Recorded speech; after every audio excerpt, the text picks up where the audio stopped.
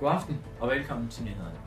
I dag skal vi høre lidt om en anden verden, som de fleste ældre ikke kender til, og som har overgået sig selv, nemlig e-sports, også kaldet electronic sports. Se med her. Velkommen til en anden verden. En verden af død, drager og drab. Af taktik og strategi. Jeg synes, vi skal køre til at starte med stack B. Hvis det ikke fungerer, så kører vi over dobbelt AP. Og penge. Mange penge. What is this? Dupree, what a start! Computerspil er blevet tilskuersport. It's Counter-Strike a good viewer sport? Oh yeah. Yeah, it is. I think one of the best. Man går ind som en superstjerne i deres øjne og et kæmpe idol. Eliten tjener mere, end de fleste nogensinde kommer i nærheden af. I dag har vi Alex Star med på telefonen, som var tidligere professionel computerspiller under spillet Heroes of the Storm. Hej Alex. Hej. Vi har nogle spørgsmål, vi gerne vil stille dig, og vi vil håbe, du svarer uddybende på det. Og det første kommer her. Hvis din karriere fortsat, ville det så have været nok til at leve for, eller var du blevet nødt til at have et arbejde eller studere ved siden af? Det kommer meget ind på den organisation, der sådan tager dig, og sponsorer, og hvad der ellers vil have været, selvfølgelig.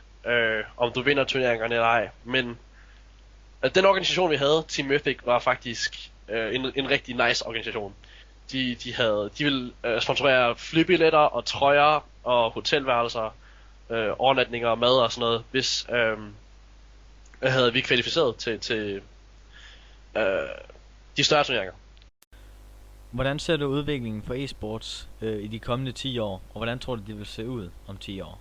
Det er svært at sige. E-sport inden for de næste 10 år bliver helt sikkert større end... I Danmark, så bliver det helt sikkert større end filmindustrien. Så er spilindustrien større. Det eneste vi mangler i Danmark, og det eneste grund til at vi er bagud i forhold til andre lande som England og Frankrig og Norge og Sverige, det er sådan vi bare investorer. Folk i Danmark har ikke rigtig fået øjnene op for, hvor meget de egentlig kan tjene ved at investere i spil. Hvilke ulemper er der ved at sidde så mange timer foran skærmen om dagen og spille for at blive professionel? Der er de ulemper ved, at du mere eller mindre mister dit sociale liv. For det gjorde jeg i hvert fald de 3 måneder, hvor jeg spillede intensivt. Det var meget sådan, var jeg i skole, så kom jeg direkte hjem, og så sad jeg og spillede til at skulle aftensmad, og så spillede jeg mere bagefter det, og så gik jeg i seng, og så vågnede jeg, og så var jeg i skole, og spillede jeg, og så videre. Jeg droppede blandt andet fodboldtræning og styrketræning for det i de 3 måneder. Hvad skal man gøre, og hvad var det du gjorde for at blive samlet op af et professionelt hold og blive professionel? Jeg tror det kommer rigtig meget ind på hvilket spil man tænker på. Men helt generelt vil jeg sige, spil en masse. Spil hele tiden, cirka.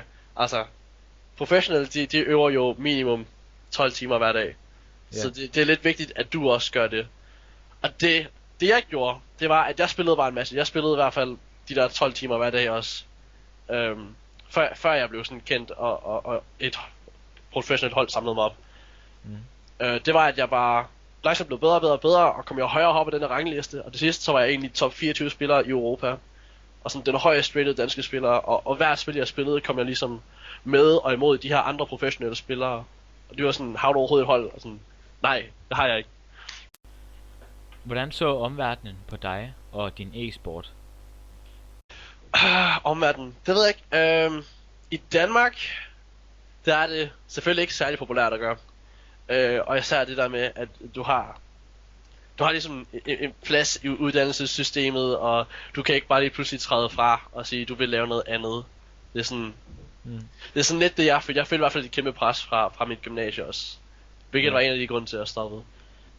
Var der nogen sådan, også måske dine sådan, klassekammerater på gymnasiet, eller hvordan, var der nogen der så dig som sådan, hvad kan man sige, nørd, eller omtalte dig som nørd, fordi du sad netop og trænede så meget i løbet af en dag? I starten gjorde det i hvert fald.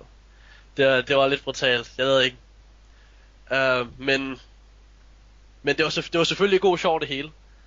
Men jo, nogle af dem var også lidt misundelige. Jeg var ikke den eneste nørd på mit gymnasie. Tak til dig Alex, fordi du gad at svare på vores spørgsmål.